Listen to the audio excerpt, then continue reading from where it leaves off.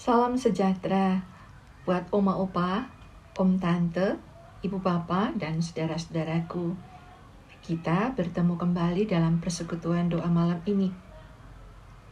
Bersama mari kita menaikkan pujian NKB 183. Dulu ku mencari hanya kurnia,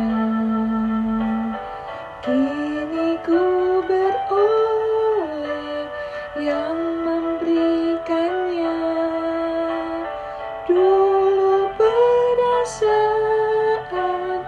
pandu bagiku, kini firman Tuhan yang membimbingku.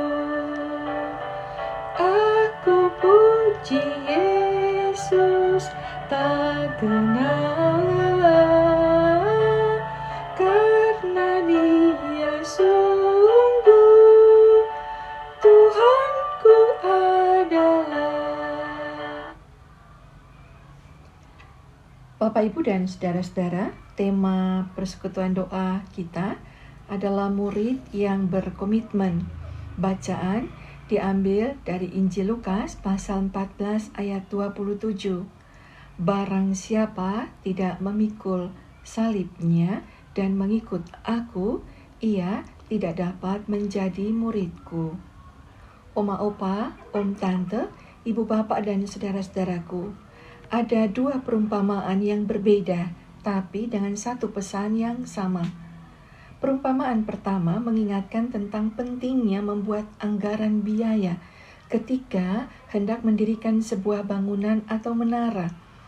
Karena dengan itu, seseorang bisa menyelesaikan bangunannya hingga akhir dan tidak perlu menanggung ejekan maupun sindiran dari orang lain.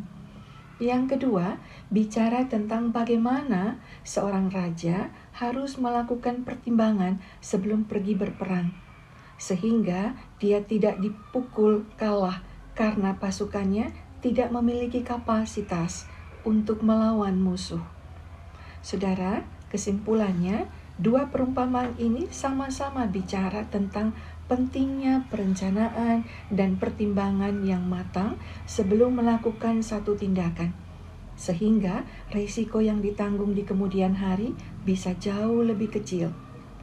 Dengan jelas, Yesus mengatakan mau menjadi muridnya, selain pertimbangan yang matang, seseorang harus berani memutuskan untuk melepaskan kemelekatan yang sangat utama di dalam dirinya, di dalam hidupnya, yaitu hubungan orang tua anak, anak orang tua, suami istri, antara saudara, dan sebagainya.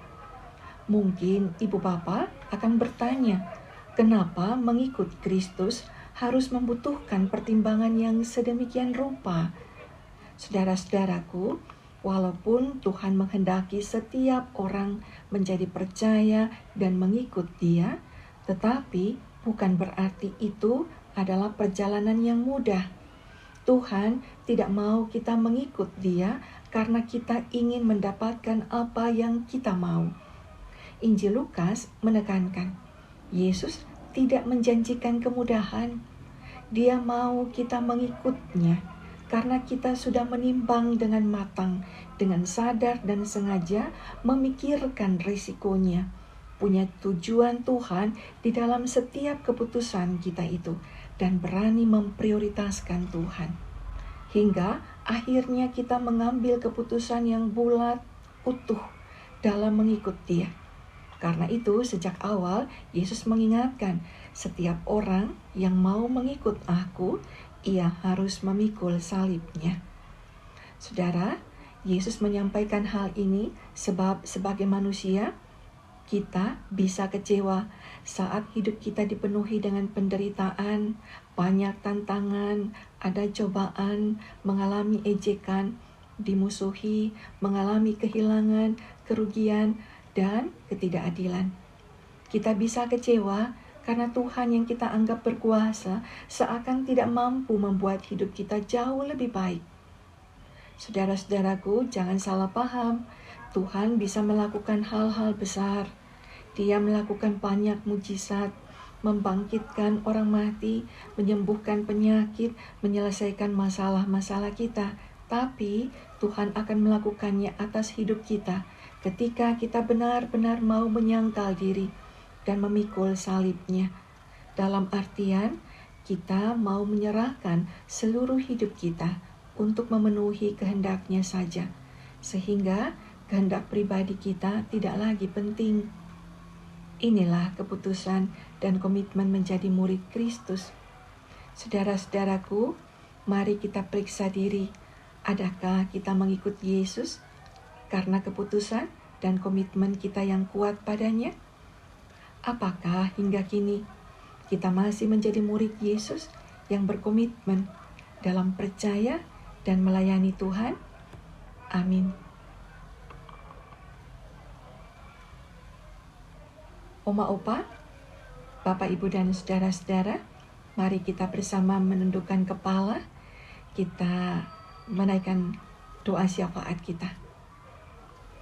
Bapa Surgawi, terima kasih untuk penyertaan-Mu di sepanjang hari ini, ketika kami beraktivitas, ketika kami bermain, dan ketika kami melakukan semua tugas dan tanggung jawab kami.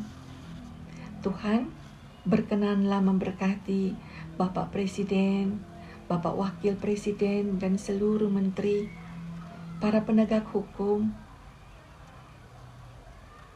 Tuhan, berkenanlah hadir, memberkati mereka yang bekerja sebagai tenaga kesehatan, tenaga medis, para penjaga keamanan di batas-batas wilayah negeri kami, supaya mereka semua dalam keadaan sehat dan penuh sukacita dalam menjalankan tugas dan tanggung jawab mereka.